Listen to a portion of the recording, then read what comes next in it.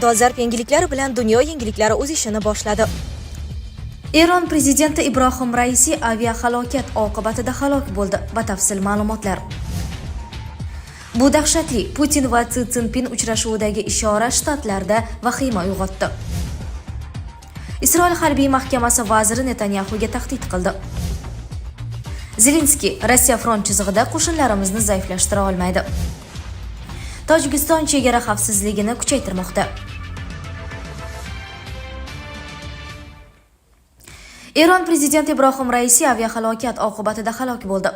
Eron prezidenti Ibrohim Raisi 19-may kuni yuz bergan aviahalokat oqibatida halok bo'ldi. Ma'lumotni Eron Qizil yarim oy jamiyati rahbari Husayn Kalevand tasdiqladi. Mehr axborot agentligi ham prezident shahid ketganini e'lon qildi. Prezident vertolyoti 19-may kuni Eron-Ozarbayjon chegarasi yaqinidagi Vergezen shahri tog'li hududiga qattiq qo'ngandi.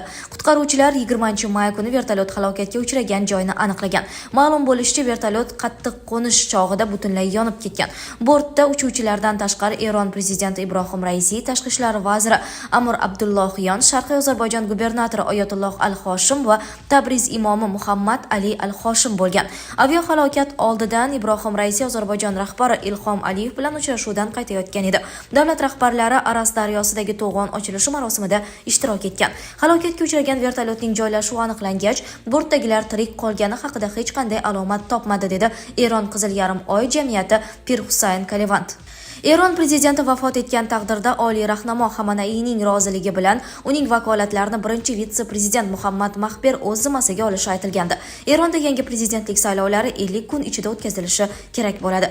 Eron prezidenti Ibrohim Raisi 9-noyabr kuni rafiqasi Jamili Alamalhoda hamrohligida Toshkentga kelgandi. Shu kuni Shavkat Mirziyoyevning Eron prezidenti Ibrohim Raisi bilan uchrashuvi bo'lib o'tgan. Unda O'zbekiston Eron munosabatlarini yanada mustahkamlash, savdo, investitsiyalar, innovatsiyalar va transport sohalarida moliy hamkorlikni kengaytirish masalalari muhokama qilingan. O'zaro muloqotlar faol davom etayotgani mamnuniyat bilan qayd etilgandi.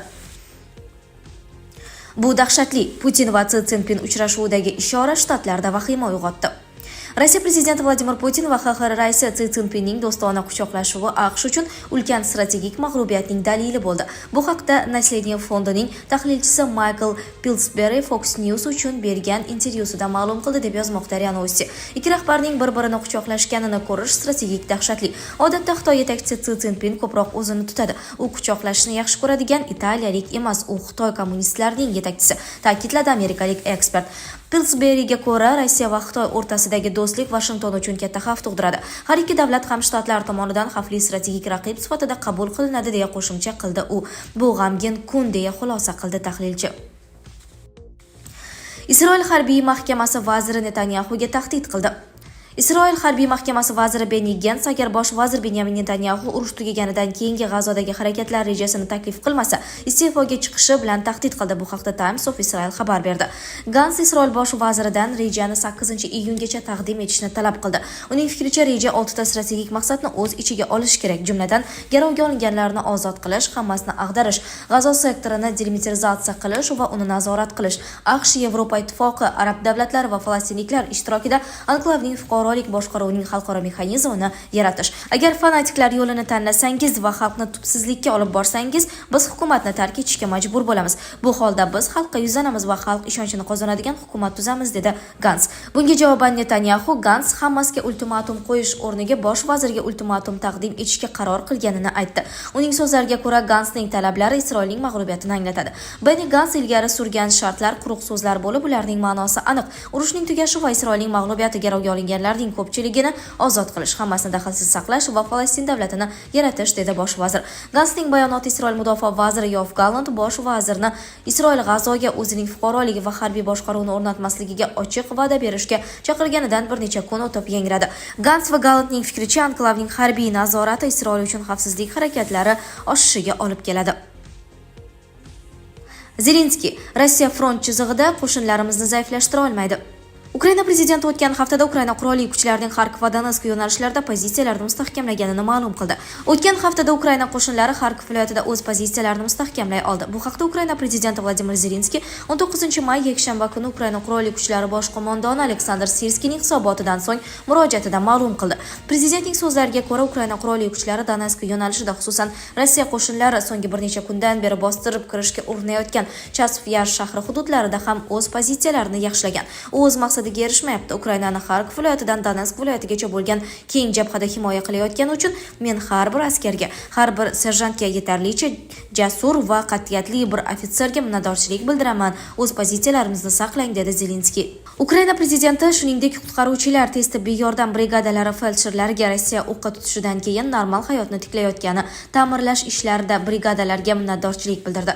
O'z kasbiy burchini bajarib, butun davlatimizga Rossiyaga qarshi turishda yordam bergan har bir kishiga rahmat. Rossiya yangi hujumi fonida Xarkov viloyatini o'qqa tutishni kuchaytirdi. 10-may kuni Rossiya qo'shinlari Ukrainaning Xarkov viloyatidagi chegara hududlarini o'qqa tutishni keskin kuchaytirdi. Shu kuni ular bir qancha hududlarda hujum uyushtirdilar va keyinroq bir qancha aholi punktlarini nazorat ostiga oldilar.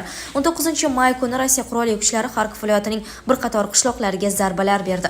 Otishma natijasida 11 kishi halok bo'ldi, dedi Xarkov VXM rahbari Oleg Sinigubov va Xarkov viloyatida 20-mayni motam kuni deb e'lon qildi. Tojikiston chegara xavfsizligini kuchaytirmoqda. Tojikiston Milliy xavfsizlik davlat qo'mitasi chegara qo'shinlari fuqarolarning chegara zonasida bo'lishi, kirishi va chiqishi ustidan qat'iy nazorat o'rnatilishini ma'lum qildi. Bu haqda Xovar xabar berdi. Milliy xavfsizlik davlat qo'mitasi ma'lumotlariga ko'ra, chet el fuqarolar va fuqaroligi bo'lmagan shaxslarning chegara zonasiga Tashqi ishlar vazirligi va ichki ishlar organlari ruxsatsiz kirishi qat'iyan man etiladi. Chegara postlari fuqarolarning chegara hududlariga kirishi va chiqishi ustidan tegishli nazoratni amalga oshiradi. Mintaqa va jahonda vaziyatni murakkablashtirish tendensiyasi terroristik va ekstremistik tashkilotlarning davlat chegaralarini noqonuniy kesib o'tishga, yer sayyorasining turli nuqtalarida, jumladan Tojikistonda g'ayri-insoniy terrorchilik harakatlarini amalga oshirishga urinishlar mamlakatimiz hududi xavfsizligi va himoyasini kuchaytirishni, barqarorlik, osoyishtalik, shuningdek aholining tinch, totuv yashashini ta'minlashni taqozo etmoqda, deyiladi Milliy xavfsizlik davlat qo'mitasi bayonotida. Tojikistonda bo'lgan yoki mamlakatga kelayotgan barcha fuqarolar hamda mehmonlardan Tog'li Badaxshon avtonom viloyati va Xatlon viloyatining chegaradosh hududlariga sayohat qilishda pasport va boshqa shaxsni tasdiqlovchi hujjatlarni olib yurish tavsiya etiladi. Ushbu hududlarga sanab o'tilgan talablarga rioya qilmasdan kirishga yo'l qo'yilmaydi, deyiladi xabarda. Sizlarga yetkazmoqchi bo'lganlarimiz shulardan iborat edi. Dunyo yangiliklaridan uzoqlashmang.